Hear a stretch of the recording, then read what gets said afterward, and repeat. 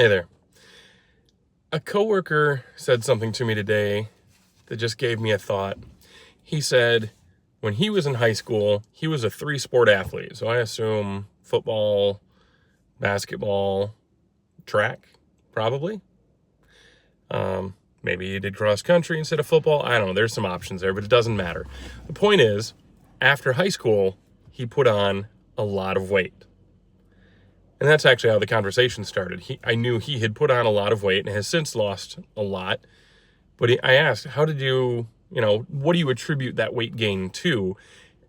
And gave him some options, obviously, being, just not being as active as you used to be, eating poorly, other medical reasons, I guess, could be an option. But he said, it was a combination of he's like, I was a three-sport athlete when I was in high school. And then I got out of school and I was not very active anymore.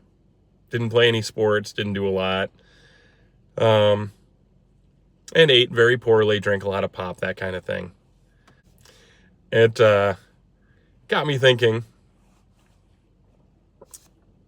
do coaches owe it to their students, to their athletes, to talk to them about planning for the future dietarily and in terms of exercise?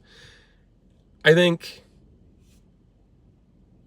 believe, but I have very little experience with this, so feel free to tell me I'm wrong. Coaches focus on performance during the season.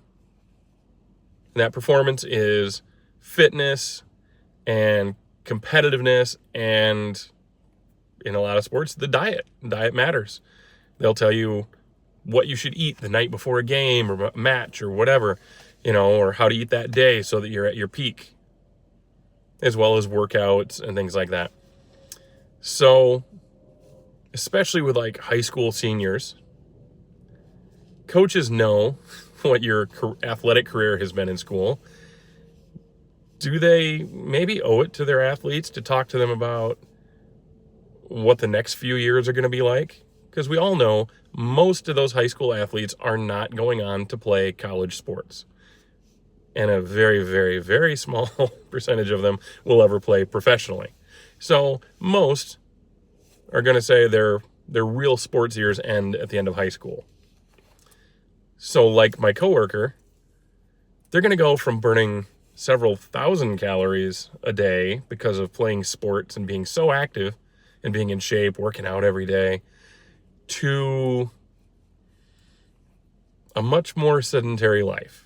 And people still work out. People still are active. I'm not saying the change is a complete 180, but for a lot of people, it practically is.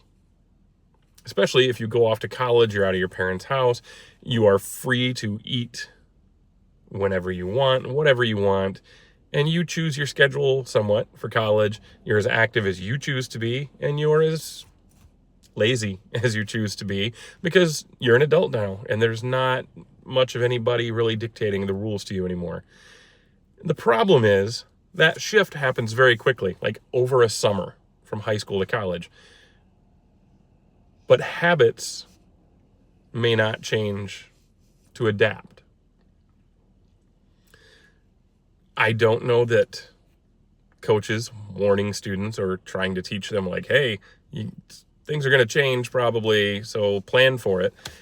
It's not their job. I don't mean to imply coaches have done anything wrong by not doing this.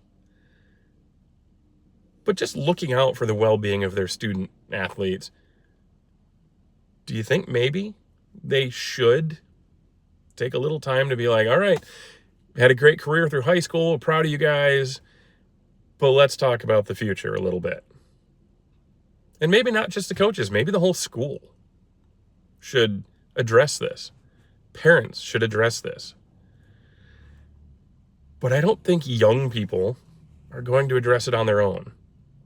Even high schoolers who are on the verge of adulthood. My memory is everybody thinks you're invincible at that age. You think you're never going to age, you're never going to be injured, you're never going to get fat, you're never going to get unhealthy. It's not in your vision of the future. But it is in the future for a lot of people. So what do we do? who should do it, and what do people need to know. I think a lot of people could benefit from a little bit of planning. It's kind of like financial planning. You know, we talk about, hey, retirement's coming. You need to be putting a little money away. You need to be planning. You need to have an idea what's going to be needed and how are you going to get there. Well, the same is true for fitness and well-being. And it starts young because, as we all know, bad health from diet and lack of fitness takes, well, it can be sudden, but generally it happens over a period of years. And by the time you realize it's happened, a lot of change has been done, a lot of harm has been done, and it can be very hard to undo. So for the sake of being proactive, when do we start talking about it? How do we talk about it? And who should be doing it? If you have any thoughts on this, please comment. Let me know what you're thinking. Again, I always would love for this channel to be an interactive thing. I share my thoughts, you share responses, then we can go from there. Thank you for watching. Please like the video, please comment, please subscribe to the channel so you can see future videos. Have a great day. Bye.